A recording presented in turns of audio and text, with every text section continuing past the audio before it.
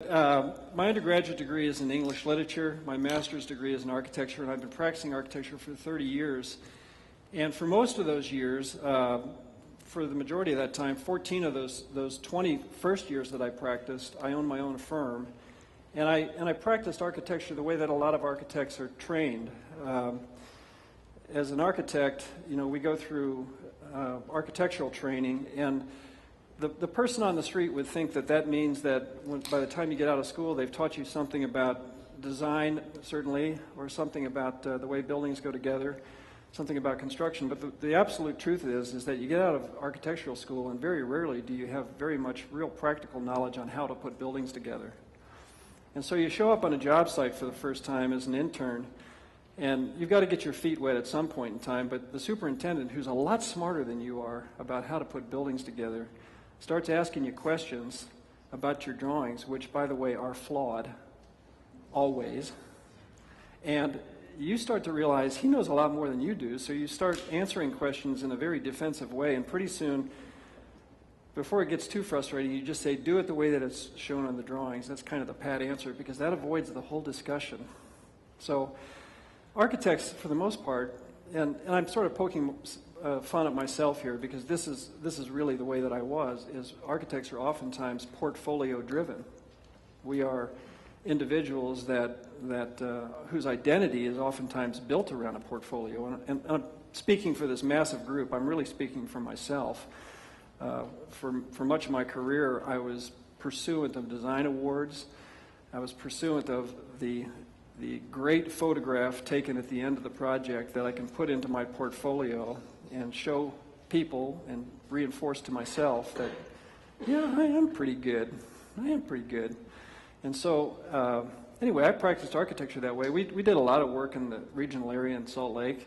We had 25 architects working for us, and got to be doing some pretty good work. We got some great commissions. I was doing a lot of performing arts houses. That's really sort of my entry point into churches, other than the fact that of all places to discover a relationship with Christ, Salt Lake City, Utah, in 1977, had people from the predominant culture in Utah knocking on my door trying to get me to go to church with them, and fortunately the Lord was watching out for me and had some individuals who were close by who were showing me an alternative to belief in God. And but in any event, I was practicing this form of architecture, and that got me into churches. It got me into performing arts work, and so I did a lot of that kind of stuff around the Intermountain region. And in 1996, I got a phone call from a friend of mine by the name of Brian Asherin, who was the head of CBMC, Christian Businessmen's Committee. I don't know if you are familiar with that organization, but it's a committee where businessmen can invite their peers to a luncheon, and sometime during that luncheon they're going to hear from a person who gives them some inspiring words, but some words that are connected to the gospel. And his boss, Dan Cook, the founder of BGW, ended up getting hoodwinked into one of these events and showed up, and the speaker that day happened to be Adolf Coors, the grandson or great-grandson of the man that started the brewing company. And Adolf Coors is a very solid believer, and gave the message that day, and Dan ended up angry with him over some issues that were going on in his life. He was pointing out some things that he wasn't buying into, and so Mr. Coors hung around afterwards and answered questions and talked to him, and eventually the banquet people had to kick him out, and they ended up back at Dan's office. 10 hours later, together for 10 hours, Dan accepted Christ, and Mr. Coors was there for that entire time, helping him through that ordeal of answering his questions. So Brian calls me up and says, my boss, Dan Cook, wants to come down to Salt Lake City from Ogden, which is 35 miles north, and he wants to meet you. And his reason for coming down is he wants to give you all of our clients. I don't know about you, Dean, but when somebody says, I got a boatload of clients to give you, come on down. So at that point, we formed a lunch date. Dan came down.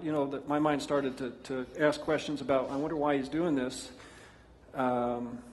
I'm thinking, I knew a little bit from Brian's conversation that Dan was a little bit older than I was, And I thought, well, maybe Dan is facing some end-of-life issues, and he's looking for a safe harbor for these clients and maybe some residual income for his family. If he's like most architects, we're not very good savers, and good dreamers, not good savers.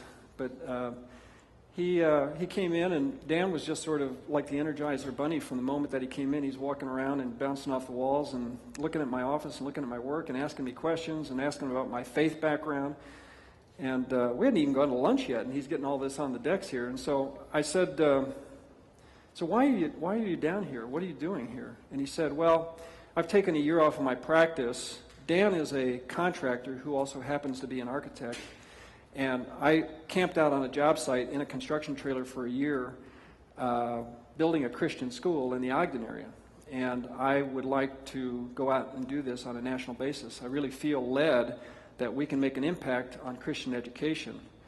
And I thought, well, I just finished doing a school in a church for my own church, and that project about finished me off. If you ever do a project for your own church, it's tough because you have to hang around and listen to all the commentary about all the things you should have done, could have done, so on and so forth, from people who are, your friends. And so it's hard. And so it's hard enough when they're not your friends, when they're your friends.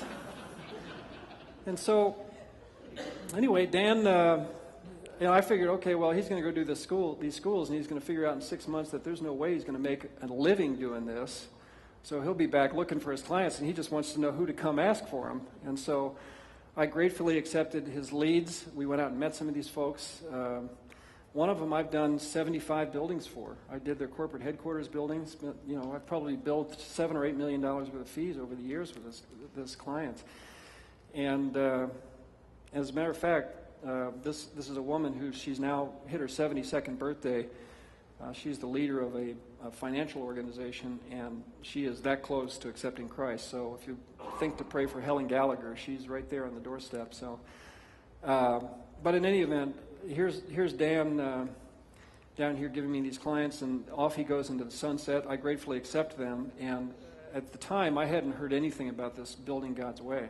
That came up 3 years later when I'm reading a newspaper article about a church in the downtown area of Salt Lake City, a church that was a very sought-after commission that was given to an old classmate of mine. And I'd seen the design. I'd been over to his office for lunch. I'd seen the model. Of course, the model was plunked down in the middle of the architect's office, not the middle of the client's place, because, again, architecture is about a tribute to the architect.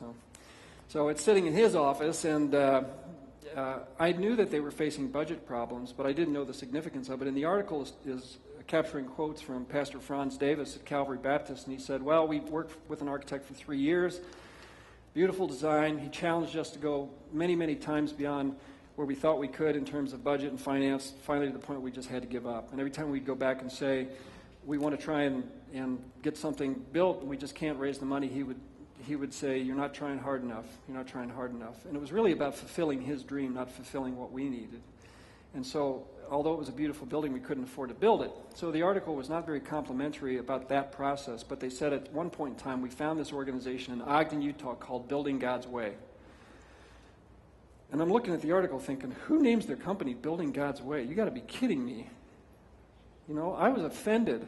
I'm looking at this article thinking, my gosh, what's all this about? And then I keep on reading, and lo and behold, Dan Cook's name pops up at the bottom of this. And I'm thinking, oh, that's that guy that 3 years ago came in and gave me his clients, and now he's named his company Building God's Way. He's off the deep end here.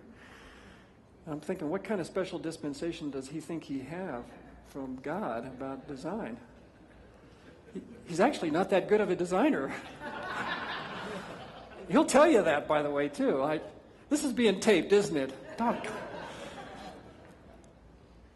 Dan is a individual who has really figured out, though, the core part of the platform. And the core part of the platform is, it is not about us as architects.